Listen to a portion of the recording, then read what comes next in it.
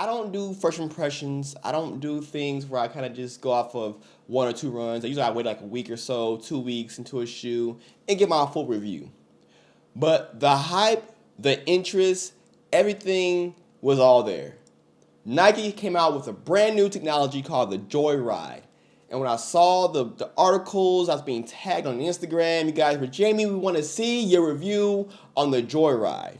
So I looked it up and I was like, okay, Nike's coming out with a new soft comfort foam. It's supposed to be a run meant for comfort, a run meant to be joyful, a run meant to be everything that you would want in a beginner training running shoe. I'm not sure where they were going with this, but I'm here today to give my initial impressions because it ain't good. But let's just start off with the shoe itself. What is the shoe? What's the materials made out of? What does the fit like? The small things. Now this is the Flyknit version, but it is more so like a Flyknit / neoprene mesh upper. It's like half and half. The medial side is like a mesh, and everything from the midfoot, from the lateral side, is like a Flyknit. And then you kind of have this external heel layer that kind of goes around the heel that provides some cushioning. And then you have a heel tab that loops from the external layer back into the internal layer, which is pretty basic, nothing fancy. If you tie it down, it's tied, no hot spots, anything like that. I did notice on the toe, where your big toe is, you have this little reinforced overlay. I've only seen that in the shoes like the Vomero 14s. I'm not sure if that's supposed to help from the shoe from your toe breaking out because it's more reinforced maybe, or it's just a Nike thing. I don't know what Nike does, but it's there, doesn't bother me. The fitted stuff is still pretty snug, and I know even though it's Flyknit and it will adapt over time, it's noticeably more snug than like your Epic Reacts, more snug than your Pegasus, more snug than a lot of the shoes that I tried from Nike. But yeah, sure, it'll break in. Like I said, this is the first impressions, not a full review. And then you have the cushioning, the Joyride. So the Joyride is like these mini micro beads that adjust to the pressure points of your foot. And in theory, it sounds cool. In theory, it sounds innovative. In reality, it was horrible. And I don't mean horrible in all ways. If you want a shoe that is just comfortable, that's just soft, it has that. The shoe on foot, it feels comfortable. You're like sitting on like memory foam beads or whatever you want to call it. You're sitting on Joy. But the second you try to make it a functional movement with this shoe, whether it's running, jumping, anything that's actively trying to do an active functional exercise, it turns sloppy. And I mean like nasty. While running, I tried running slow in the shoe at first, thinking like, okay, it's a Joyride, not a fast ride, it's a Joyride. You know, you whip in the thing, you turn the left turns, real nice and smooth, pick up the ladies, hey girl, you wanna hop in? You know, it's a Joyride. This wasn't a Joyride. This was a pimp my ride hoopty. Meaning like it looks good from the outside, but the inside of it ain't working, man. It just wasn't right. Like under your foot, you actually feel the beads kind of like go around your pressure point of your foot. So my foot is like in the shoe, the beads kind of go around it, and it just feels like you're sinking in. And it's like, okay, you get no response from the shoe. This shoe is like negative response. As in, it goes from being like soft to just being mushy. Like I feel like every time I was trying to go, I was just sinking in. It's like running in sand. It was like running in mud. I feel like every time I want to go faster or move forward, I was like fighting the shoe to do so. But I'm not gonna lie, it looks awesome. It looks cool. Nike makes some of the coolest, innovative shoes, and yeah, I was interested in. And real quick, getting into the outsole, you have this translucent bottom where you can actually see the Joyride. You can actually see the little beads in there. And it's cool, you can press against them and see them move around. It's legit, like they're there. The traction of the shoe was okay. Given it was a little wet outside, so it wasn't like dry conditions, but even then it was average, maybe a little subpar, but you know, I'm not trying to kill this shoe entirely. I'm trying to give it some credit, but it's clunky. The best way to describe this shoe is it feels more like a basketball shoe that you could run in if you wanted to. It feels heavier than what it looks, It just feel like maybe that sinking in feeling makes you feel like you're working harder, so it feels heavier. It's just, I don't know, guys. I'm upset because I was excited about that. I was legit excited to try this shoe.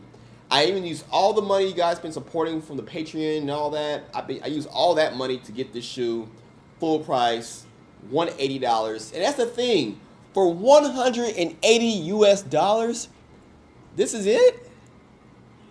This is the shoe.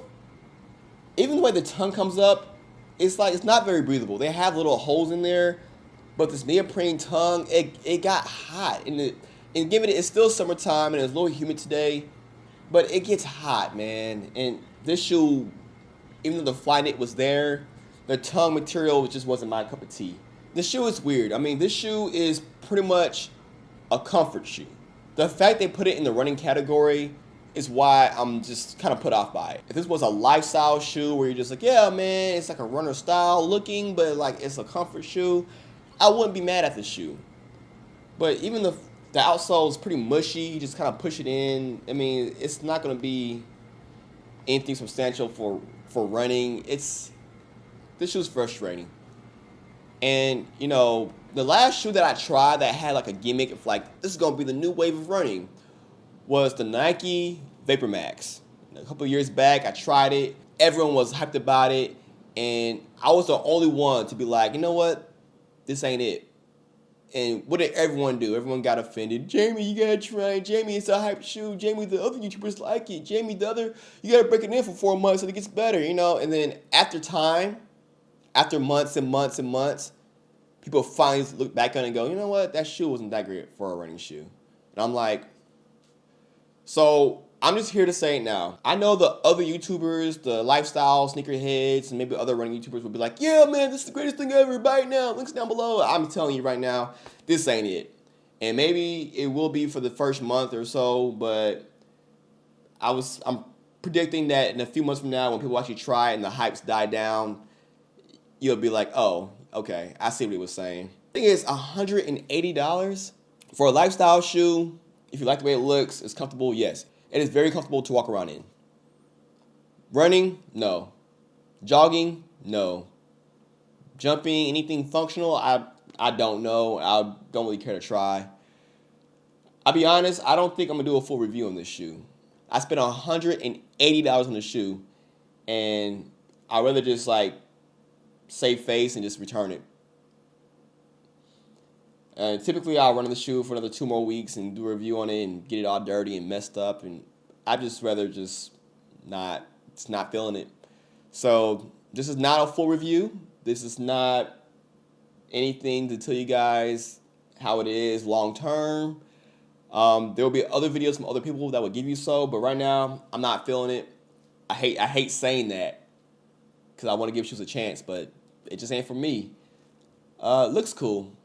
I know a lot of you guys have the shoe. I know you guys either bought the shoe, tried it for a few times. What do you guys think? The whole point of this channel is to have perspectives, opinions. So I don't like it at all, but you might like it. You might try it. You might say, you know what, Jamie, you're crazy. You're a hater. You're this and that. I don't know. I'm not into the hype. I know a lot of people get into the hype. They get all excited because the swoosh is there and they go, yay, Nike, new. I know, it's cool. I'm just not feeling it for this particular shoe. Maybe another version of the shoe will be out. It'll be better. But as far as the running line, remember, for running, not lifestyle, but running. I mean, you're saying this is better than a Vomero? Is it better than a Pegasus? Is it better than Nike Reacts? Is it better than the Zoom X's from Turbos? Is it better than any of the other things? Absolutely not. And I get it that Nike's marketed this as a comfort shoe for your beginner runner or jogger or whatever they're trying to market it as. I would go to any beginner runner or comfort runner, wherever they're trying to niche, trying to build off of this, and just say, hey, just get a Pegasus, get a Vomero, they're on sale now, get something else. But if I had to pick a demographic this shoe is meant towards, I believe it's meant towards those sneakerheads who like wear Vaporflies with their jeans, but like don't really run. I feel like this shoe is meant for them. So we're like, you have the newest running technology and it's a running shoe, but it can look good with your jeans. I think this shoe is meant for them. So I think they'll love it. Not me so much. But yeah, those are my initial thoughts. But yeah, feel free to let me know how you feel about the shoe. And with that said, I'll be doing more reviews coming up soon. And with that said, be sure to subscribe to the channel, leave a like, a comment, dislike, whatever you want to do. Just do something with your life. And be sure to stay in school. Don't do drugs. And if you can, keep it tight.